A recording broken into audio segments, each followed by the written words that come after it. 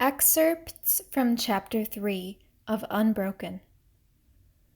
The Torrance Tornado. It happened every Saturday. Louis would go to the track, limber up, lie on his stomach on the infield grass, visualizing his coming race, then walk to the line, await the pop of the gun, and spring away. Pete would dash back and forth in the infield, clicking his stopwatch, yelling encouragement and instructions. When Pete gave the signal, Louis would stretch out his long legs, and his opponents would scatter and drop away. In the words of a reporter, sadly disheartened and disillusioned. Louis would glide over the line, Pete would be there to tackle him, and the kids in the bleachers would cheer and stomp. Then there would be autograph-seeking girls coming in waves, a ride home, kisses from mother, and snapshots on the front lawn, trophy in hand. Louis won so many wristwatches, the traditional laurel of track, that he began handing them out all over town. Periodically, a new golden boy would be touted as the one who would take him down, only to be run off his feet. One victim, wrote a reporter, had been hailed as the boy who doesn't know how fast he can run. He found out Saturday. Louis's supreme high school moment came in the 1934 Southern California Track and Field Championship. Running in what was celebrated as the best field of high school milers in history, Louis routed them all and smoked the mile in 4 minutes, 21 seconds, and 3 milliseconds, shattering the national high school record set during World War I by more than 2 seconds. His main rival so exhausted himself chasing Louis that he had to be carried from the track. As Louis trotted into Pete's arms, he felt a tug of regret. He felt too fresh. Had he run his second lap faster, he said, he might have clocked 4 minutes 18 seconds. A reporter predicted that Louis's record would stand for 20 years. It stood for 19. In May, Louis was leafing through a newspaper when he saw a story on the Compton Open, a prestigious track meant to be held at the Los Angeles Coliseum on May 22nd. The headliner in the 5,000 meters, 3 miles and 188 yards, was Norman Bright, a 26-year-old schoolteacher. Bright had set the American 2-mile record in 1935 and was America's second fastest 5,000-meter man, behind the legendary Don Lash, Indiana University's 23-year-old record-smashing machine. America would send 3 5,000-meter men to Berlin, and Lash and Bright were considered locks. Pete urged Louis to enter the Compton Open and try his legs at a longer distance. "If you stay with Norman Bright," he told Louis, "you make the Olympic team."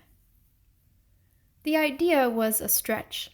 The mile was 4 laps of the track.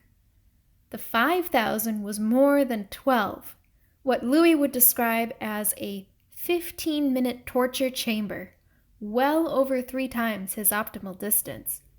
He had only twice raced beyond a mile, and the 5,000, like the mile, was dominated by much older men. He had only 2 weeks to train for Compton, and with the Olympic trials in July, 2 months to become America's youngest elite 5,000-meter man. But he had nothing to lose. The runners pushed through laps 7, 8, 9. Lash and Bright led the field. Louis hovered in the middle of the pack, waiting to make his move. The heat was suffocating. One runner dropped, and the others had no choice but to hurdle him. Then another went down, and they jumped him too. Louis could feel his feet cooking. The spikes on his shoes were conducting heat up from the track. Norman Bright's feet were burning particularly badly. In terrible pain, he took a staggering step off the track, twisted his ankle, then lurched back on. The stumble seemed to finish him. He lost touch with Lash. When Louis and the rest of the pack came up to him, he had no resistance to offer. Still he ran on.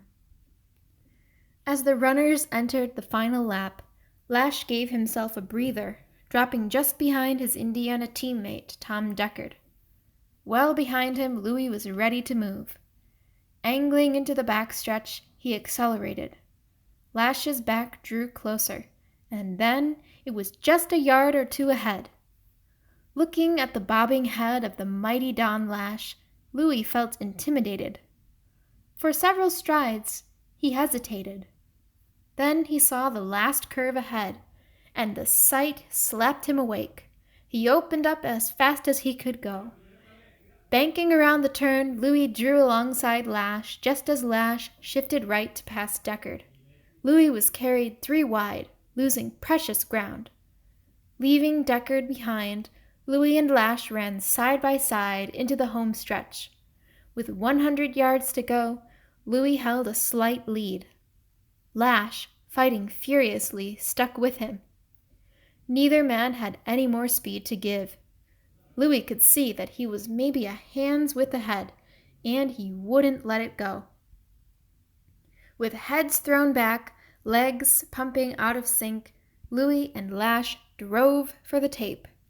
With just a few yards remaining, Lash began inching up, drawing even. The 2 runners, legs rubbery with exhaustion, flung themselves past the judges in a finish so close, Louis later said, "You couldn't put a hair between us." The announcer's voice echoed across the living room in Torrance. "Zamperini," he said, "had won." That night, Louis pored over the evening papers, which showed photos of the finish of his race. In some, he seemed to be tied with Lash. In others, he seemed to be in front. On the track, he'd felt sure that he had won. The first 3 would go to the Olympics. But Louis felt cheated nonetheless. As Louis studied the papers, the judges were reviewing the photographs and a film of the 5,000.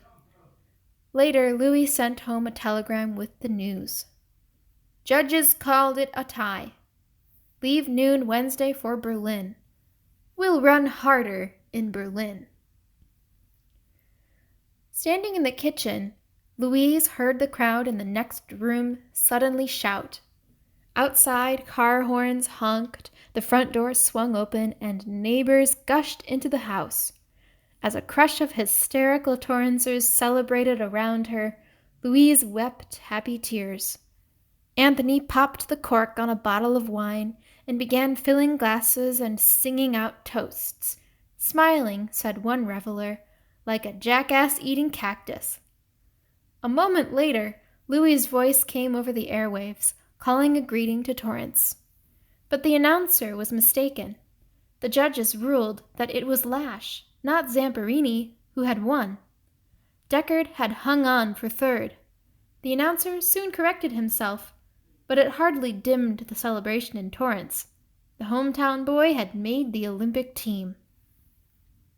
Louis Zamperini was on his way to Germany to compete in the Olympics in an event that he had only contested 4 times. He was the youngest distance runner to ever make the team.